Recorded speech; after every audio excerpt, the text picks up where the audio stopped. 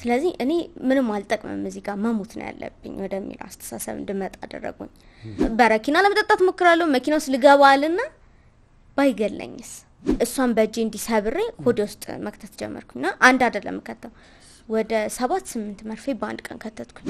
እንዴት ነው ምንም አማራጭ የለኝም። እዛ ጋር ለመወደድ ያለኝ አማራጭ ራሴን መጉዳት ነው። ራሴን ካልጎዳ ሰው ሊወደኝ አይችልም። ከዛ ከሱ ጋር ተግባባን። ስልኩን ምናምን ተቀያይረን ከሱ ጋር መገናኘት ጀመርን። አረተይ ባህሪ ተቀየረ። እብድ ነው ሳይካትሪስት የሚያየው እብድ ነው። እኔ ያላበድኩም እንዴ እኔ ውደዱኝ እንጂ መቼ ነው እብድ ነኝ አልኩኝ።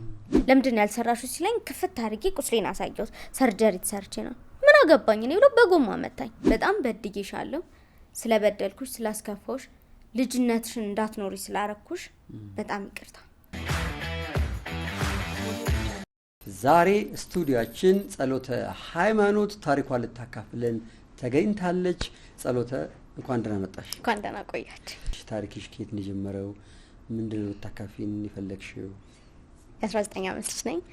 የኔ ታሪክ ያው አብዛኛውን የሚጀምረው ከ6 ዓመት ጀምሮ ነው እና እኔ የ6 ዓመት ልጅ እያለሁ በድንገት የስኳር ህመም ያጋጥመኛል። በቤተሰብ በምንም ሳይሆን ድንገት የተፈጠረ ህመም ነበረ። እንዳጋጣሚ ታመምኩኝ። ወደ ክላሴ ከተመለስኩ በኋላ መገለል አይነት ነገር እየመጣ እኔ ላይ። ለምን ታመም ነበርና ስታመም እንዴት ነው በየቀኑ መታመም ጀመርኩኝ። ስኳሬን መቆጣጠር አልችልም ነበር። ልጅም ስለነበርኩኝ ይሄ እኔ የልጅነት ነገር እንጂ የህመሙን የመቆጣጠር ስሜት አልነበረኝ። ድንገት ነው ሊወርድ የሚችለው ሊወጣ የሚችለው ድንገት ነው። ራሴን ወደ መጥላት መጣውኝና በሞት ምንም እኮ እኔ አሁን እዚህ ምድር ላይ ስላለው ምንም ጠቅም አይነት ሰው አይደለም ወደ ማለት መጥቼ ስለነበር አልበላም። ለምንድን ነው በሞት የሚለው ሐሳብ ይመጣብሽ? መገለል አመጣብኝ እና በየቀኑ ማለት ከሰኞ እስከ ዓርብ ክላስ ሄድ ከሰኞ እስከ ዓርብ ወድቃለሁ። ጓደኛ ሳይኖረኝ እስከ 8 እስከማር ድረስ ሁሉም ሰው ይሸሸኛል እና ለምንድነው ሰው የሚሸሸኝ?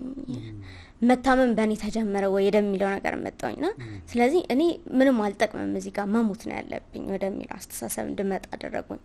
ለመሞት ያለኝ መንገድ ልጅም ስለሆንኩ የማውቀው ነገር አጠገባው ያለውን ነገር መጠቀም ነው የምችለው።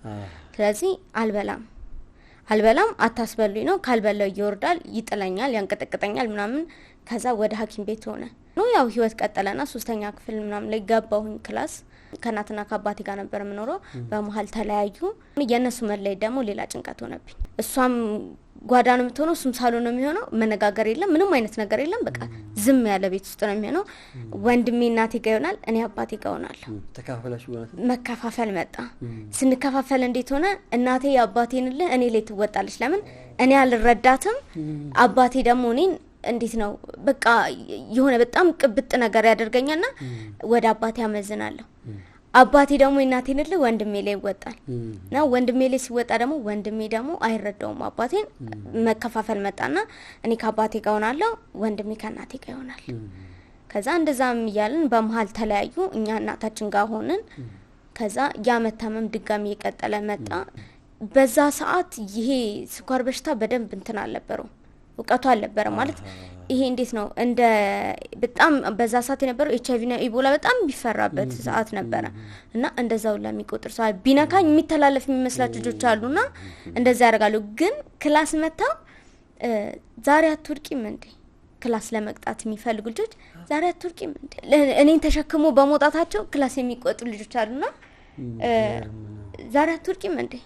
ይዘንሽ አንወጣም የሚሉ ልጆች ነበሩ። ከሰኞ እስከ ዓርብ ወዳቂ ነኝ። በቃ በጣም ካልወደኩኝ ዛሬማ የሆነ ነገር አለ ማለት ነው። እንዴት ሆነ አልወደቀችም? አስተማሪ ራሱ ሊለኝ ይችላል። እንዴት ሆነ አልወደቀችም? ዛሬ ሆስፒታልም በየጊዜው ስለሚሄድ እንደነገርኩ ከጽዳት እስከ ጥበቃ አውቀውኛል። አይደለም ሐኪም ትናንት ደህና ነበርሽ ትናንት እንዴት አልመጣሽም ወደሚለው ነገር ይመጣሉ። ስመጣ ያቁኛሉ። ያቺኛው ተማሪው ጸሎት የምትባላለች እኮ ነች። ከዛ እንደዛም ሆነን 4ን ጨረስን። እዛው ትምህርት ቤት ካስተማርሽ ጋር ያዋልኩኝ ጨረስኩኝ። ድጋሚ ሌላ ትምህርት ቤት ደግሞ 5 ቀየርን። ያን ጥላቻ እዛ ይቀየራል ብዬ ሳስብ እዛ ደግሞ ባሰ። ተማሪ በጣም ማግለል ጀመረ። ይሄ አትወድቂም እንደሚለውን ጥያቄ እዚህ ትምህርት ቤት መጣ። ጭራሽ እዚህኛው ደግሞ ባሰ።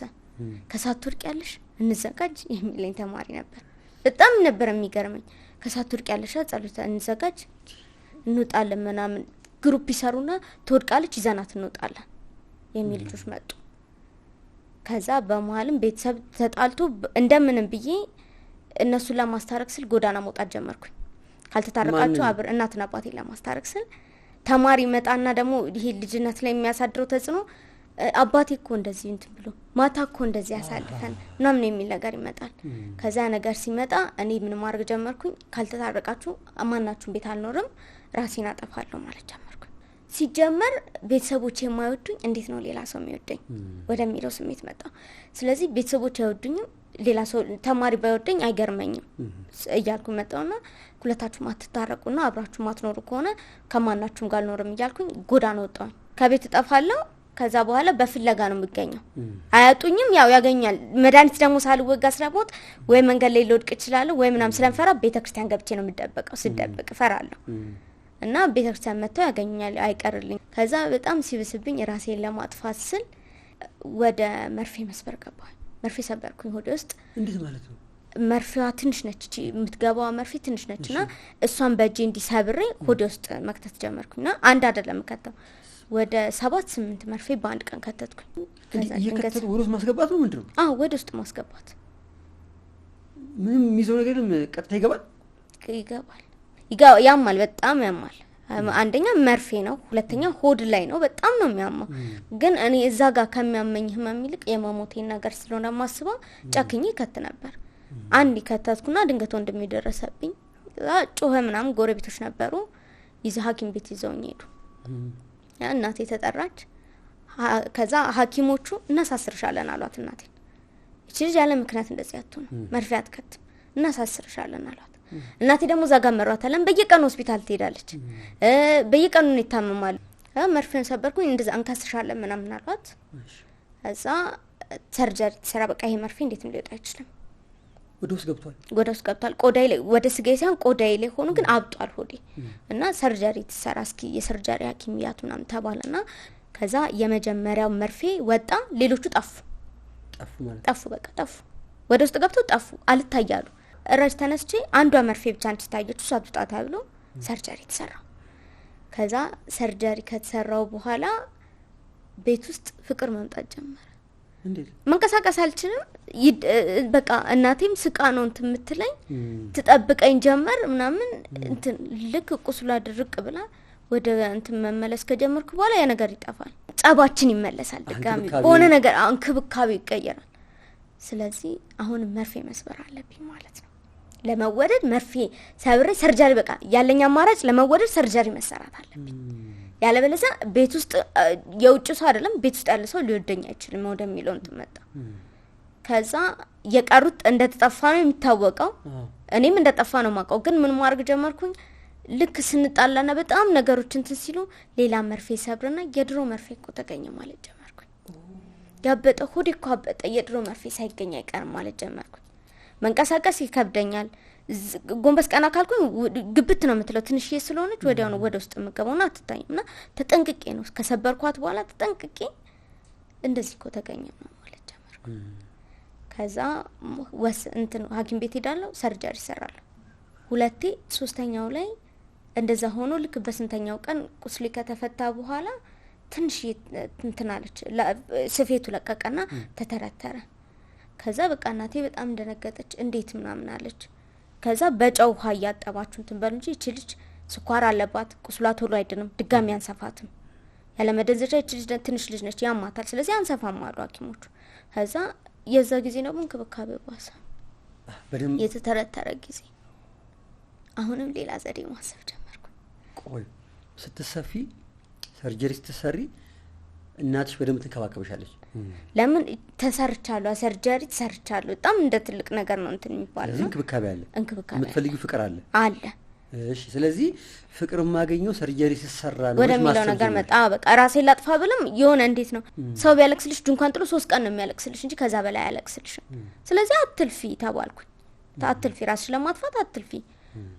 በረኪና ለመጠጣት ሞክራለሁ። መኪናው ልገባልና ባይገለኝስ ፓራላይዝ ዳርጎ ቢያስቀምጠኝ እንዲቆም እየተራመድኩኝ ያልወደዱኝ ሰዎች ፓራላይዝ ደግሞ እንዴት ነው የሚወዱኝ ብዬ መኪናውን ፈራና ደግሞ ሌላ ደግሞ ዘዴ ይፈልጋል።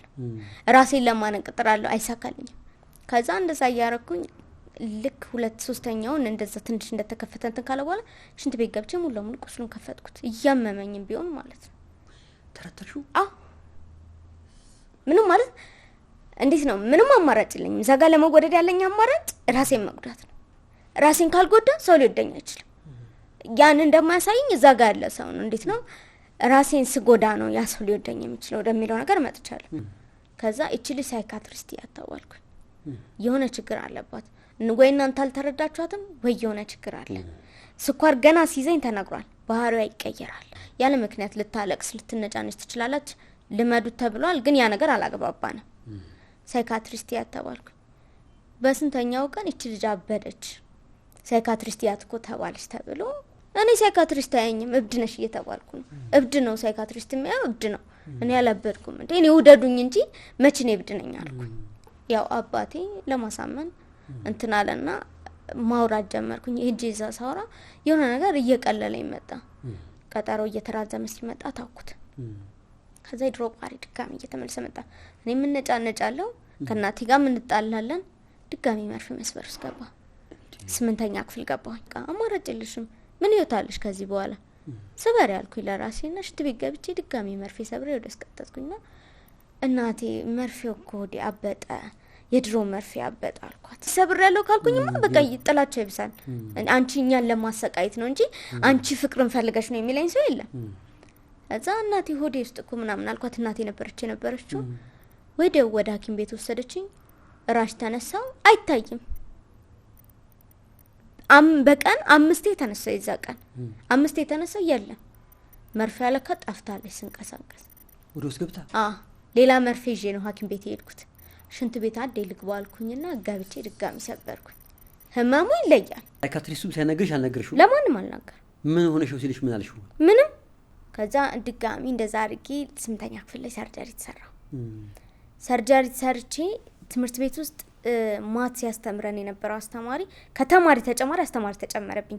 መጥፎ አስተማሪ ገጠመኝ እና እንደ ሰውም አይቆጥረኝ ስለምታመም ጭራሽ ሰው መስያ አልታየው። አሞኝ እሱን አስፈቅጄ መውጣት አልችልም። ሁሌ እኮ ታማሚ ነች አትገርማችሁም ብሎ ተማሪ ፊት ሊያሸማቀቀኝ ይሞክራል። ከዛ ይሄኛውን ሰርጀሪ ሰርቼ በማክሱ ሲል ለካሱ አስተማሪ የቤት ስራ ሰጥቷቸዋል። ከዛ ለምንድን ያልሰራችሁት ምናምን ሲል እንደማይምረኝ ስለማቆጣውኝና ለምንድን ያልሰራችሁት ሲለኝ ክፍት አድርጌ ቁስሌን አሳየሁት። ሰርጀሪ ተሰርቼ ነው ምን አገባኝ እኔ ብሎ በጎማ መታኝ። ጀርባዬን በጎማ 2 ጊዜ መታኝ።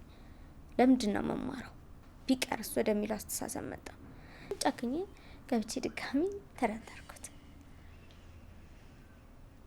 እና እኔ ህመሙ ያመኛል፣ እቤት ውስጥ ያለው ሰላም ያሳስበኛል እና እነሱም ደግሞ ትምህርት ቤት ውስጥ ያለው ነገር ያሳስበኛል። ይህንን ፕሮግራም ስፖንሰር ያደረገልን ድራዲስ አልሙኒየም ነው። ድራዲሶች ህንፃን ሞሽራለን ይላሉ። ህንፃችሁ ከምን ደረሰ? ግንባታው ተጠናቆ የአልሙኒየም ስራ ላይ ደርሶ ከሆነ ድራዲስን ሳትጎበኙ እንዳትወስኑ። ምክንያቱም ድራዲሶች ሳይት ድረስ ልክ እንደ ቤተሰብ መጥተው ጎብኝተው አማክረው ለክተው ስራውን በፍጥነትና በጥራት በኃላፊነት ሰርተው አጠናቀው ቁልፉን ያስረክቦታል። ጥራት ላለው የአልሙኒየም ስራ ድራዲስን ይጎብኙ። ድራዲሶች ጋር ይደውሉ። ድራዲስ አልሙኒየም ይህን ፕሮግራም ስፖንሰር ስላደረገልን ከልብ እናመሰግናለን። ወደ እናቴ ሀገር ልትልከን እንትናለች። እዛ ሆኑ በቃ ይሄ ክረምት አልቆ ክላስ እስኪጀምር እኔም ቤት እስክከራይ እዛ ሆናለች። ከዛ እዛ ይዛን ስቴጅ ሰርጀሪ በተሰራው ቀን ሄድ ነው። ጠዋት ሰርጀሪ ተሰራው ከሰዓት ሄድ ለምን ማደንዘዣው ሳያልቅ በፊት እዛ ለመድረስ እንዳያመኝ ብላ መኪናው በተንገጫገጨ ቁጥር የሆነ ስፍስፍ ስትላየዋትና እናቴ ትወደኛለች እንዴ ከምሯ ነው እንዲምትሰፈስ አረባክ ልጄን ገደልካት ትላለች። ወይኔ ልጄ ዛሬ ሞትሽብኝ ይዤሽ ባልመጣው ኖሮ ትላለች። ከዛ ክፍለ ሀገር ሄደን እዛ ቁስሌ ምንም ነገር አላደረኩኝም። እንትናለን እዛ ቆየን። 9ኛ ክፍል ሲጀመር መጣ። እዛ ቤት ፈልጋ አገኘች እናቴ ገባች። እዛ ለራሴ ቃል ገባሁኝ ምንም ነገር አላደርግም ካሁን በኋላ በቃ እንደምንም ጥሪ ተምሬ ትምህርቱን ጠልቼዋለሁ ግን ለእናቴ ስር የሆነ ቦታ መድረስ አለብኝ። ቀሷ እንደዚህ ሆና ምናምን አልኩኝ። ሶስታችን ድጋሚ ለብቻችን መኖር ጀመር። ከዛ 9ኛ ክፍልም እንዲህ እየተማረ ጥሩ አስተማሪዎች ገጠሙኝ። እስከ ሌሊት 8 ሰዓት አጠናለሁ። ጠዋት 12 ሰዓት ተነስቼ 1 ሰዓት ተነስቼ ትምህርት ቤት ሄዳለሁ። እየከበደኝ መጣ። ለምን አንደኛ ታማሚ ነኝ፣ በቂ እንቅልፍ ማግኘት አለብኝ፣ በስርዓት መብላት ምናምን አለብኝ። ግን 9 እያለሁ አልታመም፣ ስኳሬ አይወርድም አይጨምርም። በቃ የሆነ ትንሽ መስተካከል ጀመረ። በመሃል ተጣላን እና ድጋሚ ወደ መርፌ መስፈል 5ኛ ጊዜ ገባ። ከማን ጋር የምትጠይቁ? ከእናትሽ ጋር? ከእናቴ ጋር እነጫነጫ። እኔ በትንሽ በትልቁ ነው የምነጫነጫው። ለዛ እናቴ እንዳልኩ በትንሽ ነገር ስለምትናደድ ተጣለ። እንደገና ማለት ነው። እንደገና ሰበርኩኝ። ከዛ እንደዛው እንኩኝ ተሰራሁኝ። ሐኪም ቤት ድጋሚ ገባሁ። ሌላ ሰው ተዋወቅኩኝ። በዚህ አጋጣሚ እንዴት ሐኪም ተዋወቅኩኝ። እሺ። በጣም ጥሩ ሰው ነው። መናገር ከምችለው በላይ በጣም ጥሩ ሰው ነው። ይመክረኝ ጀመር። ከዛ ከሱ ጋር ተግባባን። ስልኩላ ምናምን ተቀያይረን ከሱ ጋር መገናኘት ጀመረን። አረተይ ባህሪ ተቀየረ እና ግን ጨዋ ልጅ ሆንኩኝ። እቤት ይመጣል፣ እናቴ ያለች እቤት ይመጣል። ምሳ በልቶ ነይ ዛሬ ስኳርሽን እንትን እንዳይል ስኳርሽን እየተቆጣጠርሽ ነው ብሎ ስኳሬን በየቀኑ መለካትን እየደወለ ይጠይቃል። እቤት በየቀኑ ሊመጣ ይችላል። ምክንያቱም እንደው እንደዛ የሆነበት በቃ እኔ እንጃ እኔ አላውቅም። እሺ። በቃ በጣም ተቀራረብን። እናቴ ከማንም በላይ እሱን ማመን ጀመረች። ስታየኝም ባህሪ ተቀየረ። በስርዓት ትምህርት ቤት ደርሼ እመጣለሁ፣ በስርዓት እማራለሁ። እያንዳንዱ ነገር እንትንላለሁ። ተግባባን በዚህ መንገድ። ጸባይ ተቀየረ። ምንም ብትለኝ እሺ ነው። ምንም ነገር እሺ በቃ መሬት ሆንኩኝ። እንዴት ነው ወይኔ ተቀየርኩኝ። ፍቅር ማግኘትሽ ነው ምንድነው? አዎ በቃ የምፈልገውን ፍቅር እሱ ሰጠኝ። በቃ ሁሉ ነገር ተቀየረ። እዚህ ጋር እያንዳንዱ ነገር ተቀየረ። በጣም ጨዋ ልጅ ሆንኩኝ። በጣም ጥሩ ሰው ገጠመኝና ግን መሀል ላይ ደግሞ ተጣላን ሁለታችን። ለምን? በጣም ተግባብተን ምናምን የሱ ስሜት ወደ ሌላ ነገር ተቀየረ፣ ወደ ፍቅር ተቀየረ። እኔ እናቴ የዛ ልጅ ትንሽዬ ልጅ ነኝ፣ ያን ነገር ላስበው አልችልም። እና እኔ ምን ስተሰራው ያስረዳውበት መንገድ ልክ አልነበር። እንዴት? በቃ አጠገቤ እንዳደርስ አልኩት፣ እንዳላይ አልኩት። ብዙ ነገር የሆነልኝን ሰው ለምን አፈቀርከኝ በሚል ተጣላሁት። በቃ በጣም የሚቆጨኝ አንዱ ነገር ይሄ ነው። ማስረዳት የነበረብኝ መንገድ ይሄ አልነበረም። ልክ አይደለም። የሆነ ስተት አለው እሱ ጋር። ስተቱ ማስረዳት የነበረብኝ ግን በእንደዚህ አይነት መንገድ እቤት ስመጣ እንዳላየው ሰው ነው የምሆነው። እናቴ እስክትደነገጥ ከየት ያመጣሽው ጸባይ ነው? ይቅርታ በዚህ አጋጣሚ ማለት በቃ ማይሆን ነገር ነው ያደረኩት። በቃ በጣም ሰው እንዴት ነው ሰው ያከበረን ሰው ማክበር በጣም ትልቅነት ነው። ከዛ አየኝና ተስፋ ቆረጠ። እሱም ተወኛ። ይህን ፕሮግራም እየተከታተላችሁ ያላችሁ ተመልካቾች የንቁ ፖድካስት እንግዳ ሆናችሁ ታሪካችሁን ለማካፈል ከወደዳችሁ ከስር ባለው ቁጥር ደውሉልን። ፕሮግራማችንን ስለምትከታተሉ ከልብ እናመሰግናለን። 10 ገባውና በጣም እንዴት ነው መጀመሪያ ሰሞን ሰላም ተስፋዬን ተዋናይቷን ማለት ነው በጣም ነበር የምወዳትና ሁሌ ለእናቴ እላታለሁ አንድ ቀን የሷ ልጅ ሆኜ ብሰራ። የማን? የሰላም ተስፋዬ ፊልሙን ነው የትወና ምናምን ብሉስ ከየሚል የትምህርት ቤት እንትናየው ወዲያው እንዲህ ተንጠራርቼ ነው ስልክ ቁጥር ሴቭ አድርጌ ከሰኞ እስከ ዓርብ ትምህርት ቤት ሄዳለሁ። ቅዳሜና እሑድ ጀመርኩ ትወና መማር ጀመርሽ? አዎ። ይሄ የሚጥልሽ ነገር እየቀነሰ መጣ? ጠፋ? 9 ላይ ጠፋ። ከልጁ ጋር ስጣላ ተመልሶ መጣ። መነጫንጭ ምናምን ጀመርኩኝ። ስኳሪ ይጨምራል ድንገት። ከጨመረ እኔ ደግሞ ብዙ ጊዜ ሲጨምር ይጥለኛል። ከዛ መማር ጀመርኩኝ። ምርጥ አስተማሪ ገባል። ከዛ እሱ ገባ። በስርዓት ያስተምረናል። የዛ ሰዓት ወጊሾ ባላጋሪ ትወና ውድድር ላይ ገብቼ ነበረ። ልትወዳደሪ? አዎ ተወዳደርሽ? ሳልም አዎ ወጊሾም የውጵም ተወዳድሬያለሁ። አረተ እውነት yes እና ትንሽ ቆይተሽ ከሰላም ጋር ሰርቻለሁ እንደዚህ አይደለም። እና ከዛ ትምህርት ቤትን ከመመዝገብ በፊት ነው ወግሽ የተወዳደርኩት። ከዛ ምን አረኩኝ? ትምህርት ቤት አመመኝ ብያ ተቀረና ጠዋት እሷ ከወጣች በኋላ እዛ ቲያትር ቤት ሄዳለሁ። እናቴ ማለት ነው ዋሽቻት ሄዳለሁ እዛ ቲያትር ቤት። ከዛ እንደዛ እያደረግን የሆነ ሰዓት ላይ በቃ ትምህርት ቤቱ ሰለቸው። ከልጅነት ጀምሮ ምን እየሆነች ነው? ትልቅ ልጅ ነች እቺ ራሷን አትንከባከብም እና የሚል ነገር መጣ። እዛ ምን ሰራበት ክበብ አለ። እዛ ሰራለሁ እኮ ግን ትምህርት ቤት ብዙ እንትን አይደለም። ከዛ ልክ የአመቱ ምናምን መጨረሻ ሲመጣ ግራ ገባኝ። ምንድነው የምፈተነው? እኔ አልተማርኩም። 11ኛ ክፍል አልተማርኩም። እዚህ ቲያትር ቤት እየተማርኩ ነው ምናምን። ግራ ገባኝና አልፈተንም አልኩኝ። አልተማርኩም። መድገም በጣም መጣላ ልጅ ነኝ ግን አማራጭ አጣሁ። አልተማርኩኝም። እኔ ሳልማር ተፈትኜ 0 አግኝቼ በዝቅተኛ ውጤት ከማልፍ ልድገምና እንትን ልበላልኩኝ። ከዛ ትምህርት ቤቱ ታያለኝ ማስረጃ አምጪና ተፈተኛለሁ። አልፈተንም ብዬ አሳለፍኩኝ ፈተናውን። አሞኛል ፋይናል ምክንያቱም አደን ግራ ገባኝ። አልተማርኩማ። ቲያትር ቤት ነው ማሳልፈው። አልማርም። እዛ በጣም በቃ ስራውን እንሰራለን። ስራው በጣም ነው የሚመቸኝ። እኔ 24 ጊዜ ቢደጋገም አይሰለቸኝም። እንዳልኩ ስራውን ወደዋለሁ። ትምህርት አለ። ትምህርት ተምረን የሚሰጡን ካራክተሮች አሉ።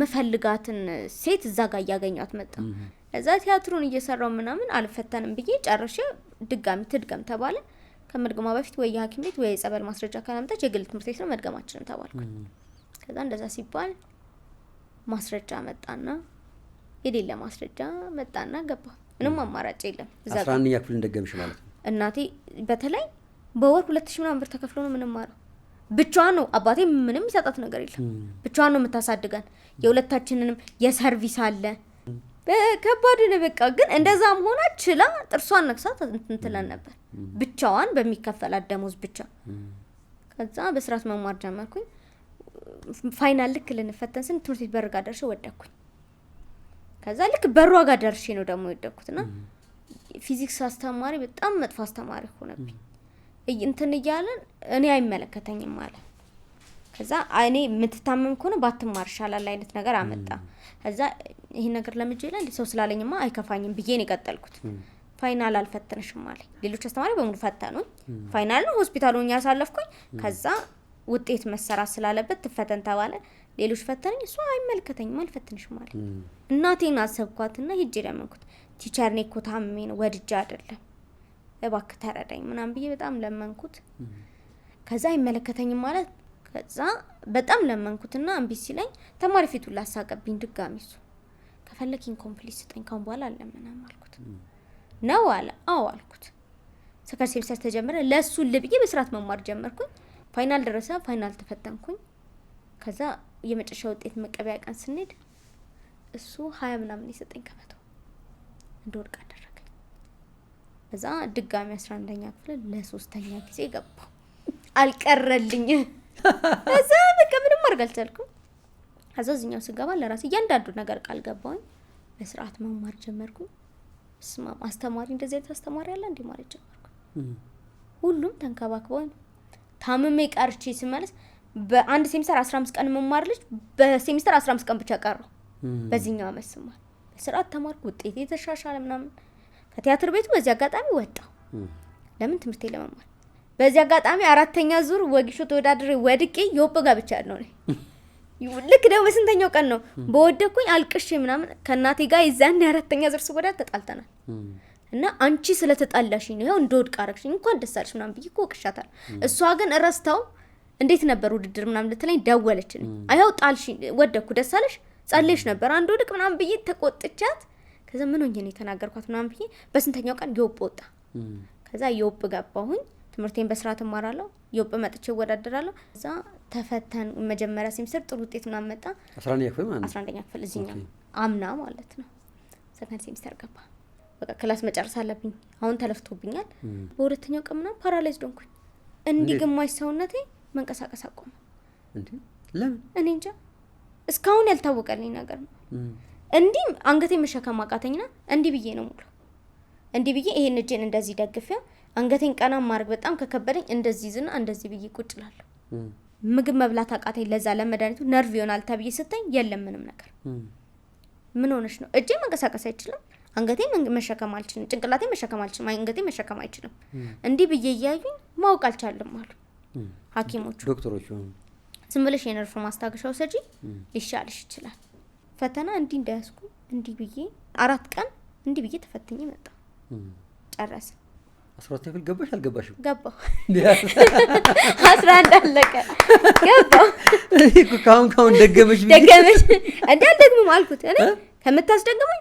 ልቀቂ በለኝ ካሁን ፋይናል አልፈተን ንገረኝ ምደግም ከሆነ ከዛ 12 ገባሁ መማር ጀመርኩ ዛ ብዙ ጊዜን በማሳለፍ ጀመርኩኝ ትምህርት ቤት ሄዳለሁ በቻልኩት መጠን ለመማር እጥራለሁ ከዛ በተረፈ ግን ይሄ ወላጅና ልጆች ላይ ያለው ነገር ለመስራት እጥራለሁ እና እንዴት መሰለ አሁን ከማህበሩ ጋር የስኳር ማህበሩ ጋር መርፌ ምናምን መስበር ሲሳሙ እነሱ ራስ በጣም ይገርማቸዋል ምን አርገሽ ሲያሳይ እንዴት ነው መስበር እንዴት ሆኖ በጣም ይደንቃቸው ነበርና እነሱ ያንን ባህሪ እንድቀይር በሆነ መንገድ አጋዙ እነሱ ጋር መዋል ምናምን ጀመርኩኝ ፕሮግራም ይዘጋጃል ብዙ ጊዜ እና አንዳንድ ወላጅ ይመጣና ይገርማል 14 አመት በስኳር ህመም ስለቆየሁኝ ይመጡና ልጄ እንዲህ አለችኝ ተመሳሳይ ነው ለካባሪያችን ይወላች እንዲህ ትላለች እንዲህ ትሆናለች እንዲህ ካልበለው ትላለች እንደዚህ ካልወጣው ትለኛለች እንደዚህ ታዋቸው እናንተ ወላጅ ካልተረዳ ልጅም እንትን ማለታችሁ በልጅነት ጭንቅላት ውስጥ የምትቀርጹት ነገር ሲያድግ ይጎዳዋል። እኔ እንዲህ ነው ለሰው መናገር ጀምር ለሚጠይቀኝ ሰው እኔ ሳድግ በእንደዚህ አይነት መንገድ ነው ያደግኩ፣ ስለዚህ እንደዚህ አታደርጉ፣ በዚህ አይነት መንገድ አትምጡ፣ በዚህ እንደዚህ አትበሏቸው፣ እንብላ ብለው ጣፋጭ ነገር እንብላ ብለው የሚያስቸግሩ ከሆነ ይብሉና እስኪወጣላቸው ሲያማቸው ያን መም ሲያውቁት አይጠቀሙም። ያን ነገር መልሰው ወደዛ ነገር ውስጥ አይገቡም ምናምን አልኩና ፕሮግራም እንደዚህ እንደ ፖድካስት ሆኖ የቴሌቪዥን ሾው ማዘጋጀት ፈለኩ። ተምሬያለሁ፣ ቲያትሩን ተምሬያለሁ። ይሄ ወላጆች ላይ መስራት እንተኖረኝና ከዛ እሱን ጽሁፍ ምናምን አዘጋጅቼ ወደ አባይ ቲቪ ሄድኩኝ። እሺ ሞክራለሁ። ደግሞ ፕሮፖዛል አንቀበልም፣ ብዙ ፕሮፖዛል ያመጣል፣ ሀሳቡ ጥሩ ሆኖ ስሩ ሲባል አይሰሩ። በጣም ነበር በቃ ተረጋግቶ ነው ያዳመጠኝ ምናምን ጥሩ ሰው ነው። ከዛ ሳምፕል ለመስራት ከ30,000 እስከ 40,000 ብር ይጠይቃል። ሳምፕል ፕሮግራም ማለት ምንድነው ፕሮግራሙ ይዘቱ? እንደዚህ አይነት ፖድካስት አይነት ፕሮግራም ሆኖ አዎ። ግን እንዴት ነው ብዙ ልጆች ከወላጆቻቸው ጋር ያላቸውን ነገር እንዲቀይሩ ነው የሚፈልገው። በተለይ ታማሚ ልጆች ላይ በጣም መስራት ፈልጋለሁ። ለምን እኔ በልጅነት ያጣሁት ፍቅር አለ። ፈልጌው አይደለም ያጣሁት፣ እናቴም ፈልጋ አይደለም ያሳጣችኝ፣ ግን መግባባት ስላልቻለ ወላጆች ልጆቻቸውን መረዳት ቢችሉ ኖሮ እናቴ የኔን ስሜት መረዳት ብችል ኖሮ ያን ያህል ጸባይ አይመጣም። እኔ ሰውነቴ ላይ ጠባሳ አይኖርም። የምፈልገውን ስራ ትወና ለመስራት ጠባሳ አይናይቶ መስራታችን ተብዬ ተቃቃል እና ያ ነገር አይመጣም። እንደፈለኩ አሁን አንዳንዴ እንደፈለኩ መንቀሳቀስ የማልችልባቸው ጊዜዎች ነበሩ። ቁስልሽ ይድረቅ እንትን አትበይ 3 አመት ይፈጃል ተብዬ መንቀሳቀስ የማልችልባቸው ጊዜዎች ነበሩ። ህይወቱን ኖሬ ስላየሁት የሆነ ነገር ባመጣ መስራት ይችላል አውቃለሁ ያን ነገር። ስለዚህ በተለያየ ህመም ውስጥ ያሉ ልጆችን ታማሚ ልጆችን ቤተሰቦቻቸው ሊረዳቸው ይገባል ነው አንቺ ዋናው ሊረዳቸው ይገባል። በወላጆች ጸብ ልጆች መግባት የለባቸውም። የኔና የእናትና አባቴ ጸብ በእኛ መሀል በእኛ ፊት ስለነበረ ነው ብዙ ነገሮች የተፈጠሩ የነበሩት። እኛም ማናቅ ቢሆን ኖሮ ማለት ፊት ለፊት የወጣ ጸብ ባይኖር ኖሮ ተነጋግረው መስማማት የሚችሉ አይነት ሰዎች ቢሆኑ ኖሮ እኔም ያን ያህል ነገር ውስጥ አልገባም። ፍቅር ሲኖር የሆነ አስተሳሰብ ይመጣል። ያንን ነገር እንትን ማለት ይቻላልና ያንን ነገር እንትን ለማለት በጣም እፈልጋለሁ። በጣም yes ጎበዝ ስለዚህ አንቺ በኔ በቀያሽ ነው? አዎ ሐሳቤ እንደዛ ነው። መናደድ፣ መበሳጨት፣ መቆጣት አይፈልጉም። ነገር ግን ራስዎን ለመለወጥ ተነስተው ሞክረው ተመልሰው እዛው ያገኙታል። እኔም ልክ እንደርሶ ነበርኩ። በንዴት፣ በብስጭት፣ በቁጣ ምክንያት ያለኝን ሁሉ ለማጣት ጫፍ ደርሼ ነበር። አሁን ግን መጽሐፍቶችን በማንበብና ራሴ ላይ በማስራት ትዳሬን፣ ቤተሰቤን፣ ቢዝነሴን ማትረፍ ችያለሁ። የስሜት መበላሸት ሁሉን ያበላሻል። ታዲያ ምን ይጠብቃሉ? የስሜት ባህሪው ላይ ጠባዩ ላይ ለመስራት ከወደዱ ለእርሶ የሚሆን ስልጠና አዘጋጅተናል። ስለዚህም የስሜት ጸባይ ላይ ሰርቶ ራስን መለወጥ ሁሉን ያስተካክላል። እኔ ራሴን የለወጥኩበትን መንገድ እያስተማርኩ እገኛለሁ። አንደኛ ዙር ኦንላይን ስልጠና ሰጥተን ከሀገር ውስጥና ከሀገር ውጭ ያሉ ሰልጣኞች ስልጠናውን ተከታትለው አጠናቀዋል። ሁለተኛ ዙር ለመጀመር በዝግጅት ላይ እንገኛለን። ይህን ስልጠና ለመውሰድ ከወደዱ የስሜት ባህሪው ላይ ሰርተው ራስዎን ለመለወጥና ቀጣይ ዘመኖን ደስተኛ፣ አመስጋኝ፣ ሰላማዊና ውጤታማ ሆነው ማጠናቀቅ ከወደዱ ለምዝገባና ለተጨማሪ መረጃ ከስር ባለው ቁጥር ይደውሉ። እኔና እርስዎ ስልጠናው ላይ እንገናኝ። የህንፃው ጥበብ የተገለጠው ትጉህ ታታሪ አያውቅም ድካም። ዘመን መሻገር ሳይከተብ አይረካም።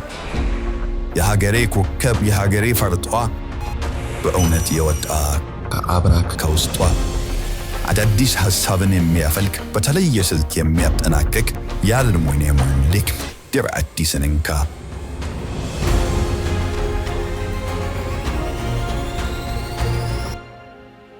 የቤቱ አድባር የህንፃው ዋርካ ትራቢስ ኢንጂነሪንግ። እንደው ህልምሽ እንዲሳካ እንድታየው በቃ አንድ ሳምፕል የፈለግሽው ፕሮግራም እንዲሰራ ማድረግ ከባድ አይሆንም። ለምን የሆነ ሰውዬ በልቡ የተሰማው ነገር ማለት ከአንቺ ውጪ እንደዚህ የሚሰማው የለም አይደል? አሁን እንደዚህ አስቤ አላውቅም። በቃ አንቺ ነሽ የተሰማሽ። አንቺ ተሰማሽ ማለት አንቺ ውስጥ መፍትሄ አለ ማለት ነው። ሰው እንደዚህ በልቡ ውስጥ የሆነ ነገር በስሜት ማድረግ ሲፈልግ እንዲሰራ ካላገዝ ነው ትውልዱ ላይ እየመከነ ነው የሚሄደው። አንቺ ውስጥ ያለችው ጥሩ ነገር እንድትወጣ ካላደረግን እዛው ትደፈናለች። የሆነ ሰውስ ደግሞ ያለው ጥሩ ነገር እንዲወጣ ካደረገ እየተደፈነ ሊወጡ የነበሩ መልካም ነገሮች በሙሉ ይጠፋሉ ማለት ነው። ስለዚህ መተጋገዝ መረዳዳት አለብን። በጣም ከባድ አይሆንም ብዬ አስባለሁ። ሳምፕል ፕሮግራሙን እንድትሰሪ ማድረግ እንግዲህ ፕሮግራም የሚያዩ ሰዎች በእርግጠኝነት ያግዙሻል ብዬ አስባለሁኝ። እኛም የምንችለውን ነገር እናደርጋለን። ምናልባትም ስልጠና መሰልጠን የምትፈልጊ ከሆነ ደግሞ እኔ የምሰጠው ስልጠና አለ። እሱን ስልጠና መውሰድሽ ይጠቅምሻል ብዬ አስባለሁ። የእኛን ስልጠና እንግዲህ ስፖንሰር እናደርግሻለን፣ እናግዝሻለን ማለት ነው። አመሰግናለሁ። አሁን 19 ዓመትሽ ነው። በዚህ ህይወት ጉዞ ውስጥ ምን ተረዳሽ? እሺ ምን ተረዳው መሰለ? መጀመሪያ የኔ የተሰጠኝ ህይወት ለራሴ ነው እንጂ ለሌላ ሰው አይደለም። መኖር ያለብኝ ለራሴ ነው። ለሰዎች ብለን ለቤተሰቦቻችን ብለን እንኖራለን፣ እውነት ነው። ግን መጀመሪያ እኔ ራሴን ሳከብር እኔ ራሴን ስወድ ነው ሌላ ሰው መውደድ የምችለው። ያንን ነገር በጣም እንድረዳ አድርጎኛልና ያንን ነገር መረዳቴ ደግሞ ምን ቁጭት አመጣብኝ? ራሴን ላጠፋ ባልሞክር ኖሮ እነዛ መርፌዎች ሰውነቴ ውስጥ ላስገባ ባልሞክር ኖሮ ይሄ ሁሉ ነገር አይፈጠርም። እኔም አልጎዳም፣ እናቴንም አልጎዳትም ነበር። እናቴ ግዴታ ግልጿን ፍቅሯን ፊት ለፊት እንድታሳየኝ ይፈልግ ስለነበረ ብዙ ዋጋ አስከፍያታለሁ። እና የዛኔ መርፌ ባልሰብር ኖሮ ብዬ በጣም ይቆጨኛል። ራሴን ላጠፋ ባልሞክር የሆነ ችግር ተፈጠራ ባቅሜን ቢሆን ለማለፍ በጥራት በሞክራት ኖሮ ዛሬ ሰውነቴ ላይ ጠባሳ አይኖርም። ሰውነቴ ላይ ጠባሳ በመኖሩ ምክንያት ብዙ ስራ መስራት እየቻልኩኝ መሆን እየቻልኩኝ ብዙ እንዳሉ ነው የተከለከልኩባቸው። አትሆኝም በስርዓት የተባልኩባቸው ነገር እንዲህ ያለብሽ ስለዚህ አይሆንም የተባልኩባቸው ነገሮች አሉና ያንን ነገር አልሆንም ነበር። ያ ነገር አይመጣብኝም ነበር እና ይሄ ራስን ለማጥፋት መሞከር በጣም ስህተት የሆነ ነገር፣ በፈጣሪ ስራ መግባትም በጣም ስህተትም የሆነ ነገር ነው። እኔ ልክ አይደለም በቃ ባጭሩ። እና እንደዚህ አሁን ይሄንን ማይቶ ይሄን ነገር በጭራሽ ከኔ መማር እንጂ አንድ ሰው ያለበት የኔን ታሪክ መድገም አለበት ብዬ አላስብም። የኔን ታሪክ ምን እንዳይደግሞ ስለምፈልግ ነው እዚህ ጋር የመጣሁት እና ራሴም ለማጥፋት ማለት ይቆጨኛል። በዚህ አጋጣሚ እንደው ለእናትሽ ማለት የምትፈልጊው ነገር ማስተላለፍ የምትፈልጊው መልእክት ካለ ፍቅርሽንም መግለጽ ትችላለሽ። እሺ እናቴ እወድሻለሁ፣ እንደምወድሽ ታውቂያለሽ። እርግጥ ግን ያው ባናድድሽም ልጅሽ ነኝ ታውቂያለሽ። ስለበደልኩሽ በጣም በድዬሻለሁ። ስለበደልኩሽ ስላስከፋውሽ ልጅነትሽን እንዳትኖሪ ስላረኩሽ በጣም ይቅርታ። እግዚአብሔር እንድክስሽ እንዲያደርገኝ ጸልያለሁ። እንግዲህ አመሰግናለሁ። ጎበዝ ሰው። አሁን እንግዲህ ያው እናትሽ በህይወት አለች፣ አረፈደም። ረጅም ጊዜ መጠበቅ አያስፈልግም። አሁን ካለ ከዛሬ ጀምሮ አይደለም ይሆን ተመርቄ ምናምን ተብሎ እናቶቻችን ማምለጥ የለባቸውም አይደል? ስለዚህ እሱን ሳታረጊ ጸጸት እንዳይመጣ ከአሁኑ እናትሽን በፍቅር መንከባከብ፣ መያዝ፣ ማገልገል ያስፈልጋል። ገና አፍሮታ ክፍል ተማሪ ነሽና ደፍረሽ ህይወት ታሪኬን አካፍዬ እኔ ላይ የደረሰው ነገር ሌሎች ሰዎችን ሊያስተምር ይገባል ብለሽ ማሰብሽ ራሱ በጣም በጣም ገርሞኛል። በጣም ነው የተደነቅኩት። ጎበዝ ልጅ እንደገና yes ጎበዝ። ዩኒቨርሲቲ መግባት ፈልጊ? አዎ አሁን ሳይኮሎጂ ማጥናት ፈልጋለሁ። ኧረ ተይ እውነት ይቻላል? ታዲያ አሁን ምን ተማርሽው? ሶሻል ይቻላል እንዴ? አጣርችን የገባሁት ስለተም አለክ።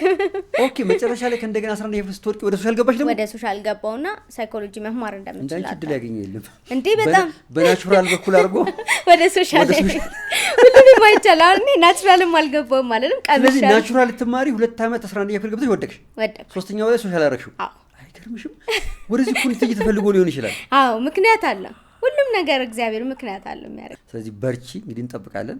ምናልባትም አንድ የሆነች 19 ዓመት ልጅ ይሄን ስትሰማ ሊገርማት ይችላል አይደል? ዝም ብላ ተወልዳ ምግብ በልታ ትምህርት ቤት ትኖራለች አይደል? ደግሞ ህይወት ይሄን እንድታይ ያደርጋል። ሰው ይሄ ደግሞ ለምክንያት ነው። እሱን ይዘሽ ለቀጣይ ህይወትሽ ለበጎ ነገር መጠቀም ያስፈልጋል። በፍቃደኝነት መተሽ ይሄ ታሪኬ ያስተምራል ይጠቅማል ብለሽ ታሪክሽን ስላካፈልሽን ከልብ አመሰግናለሁ። እግዚአብሔር ይስጥልን። ቴንክ ዩ ሶ ማች። በጣም ነይ ጎበዝ በርቺ ጎበዝ ጀግና።